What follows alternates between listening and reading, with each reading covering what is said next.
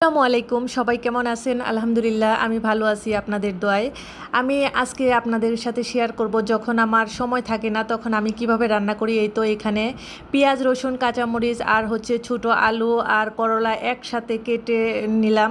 তারপর ধুয়ে এই তো সব কিছু তেলের মধ্যে দিয়ে নাড়াচাড়া করে নিচ্ছি। এখানে দিয়ে দিব স্বাদমতো লবণ আর দিয়ে দিব সামান্য একটুখানি হলুদ। এবার এটাকে আমি সুন্দর করে নেড়েচেড়ে ভাজি করব। তো আসলে সময় তো সব সময় একরকম থাকে না। আমার নির্দিষ্ট একটা সময়ের মধ্যে রান্না করতে হয়, যেহেতু ছেলে মাদ্রাসা থেকে এসে খায়, তারপর আবার হাজব্যান্ড অফিস থেকে এসে খায়। তো দেখা যায় যখন সময় না থাকে তখন এভাবেই আসলে রান্নাটা করা হয়। তো সাজিয়ে গুছিয়ে তো সব সময় আর করা হয় না। এভাবে রান্না করলে যে খারাপ হয় তা না, এই ভাজিটা এতটাই মজার ছিল যে দ্বিতীয়বার আমাকে আবার করতে হয়েছে। তো আপনাদের যদি আমার এই সাধারণ ভিডিওগুলো ভালো লাগে অবশ্যই আমার সাথেই থাকবেন। সবাই ভালো থাকবেন। আল্লাহ হাফেজ।